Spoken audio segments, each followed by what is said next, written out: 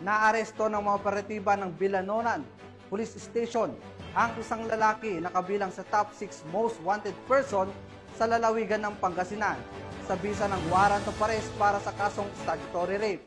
Nakibalita dyan si Police Corporal Joanna Marie de los Santos.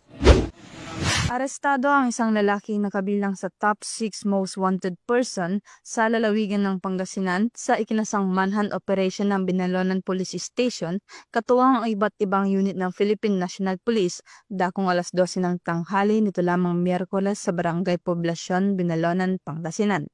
Kinilala ni Police Major Zainon A. Piking, Chief of Police ng nasabing istasyon ang suspect sa pangalang Joseph, 24 anyos, isang solar installer, Tubong Season, Pangasinan at kasalukuyang naninirahan sa Binalonan.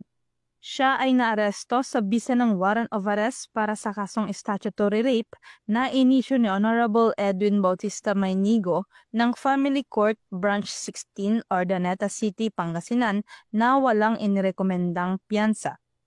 Ang suspect ay kabilang din sa listahan ng top 3 most wanted person sa munisipalidad ng bayan ng Binalonan. Agad naman siyang isinailalim sa physical at medical examination bago tuluyang dalhin sa kustudiya ng pulisya para sa tamang disposisyon. Ang matagumpay na operasyon na ito ay patunay ng dedikasyon ng kapulisan sa paghahatid ng hustisya at pagsasakatuparan ng mga batas. Sa ilalim ng kanilang masigasig na kampanya, titiyakin ng PNP na ang mga kriminal ay mapapanagot at ang kapayapaan sa bawat komunidad ay mapangangalagaan. Mula dito sa Ilocos Region, ako ang iyong PNN Correspondent, Police Corporal Joanna Marie de los Santos, alagad ng batas, tagataguyod ng Balitang Pulis.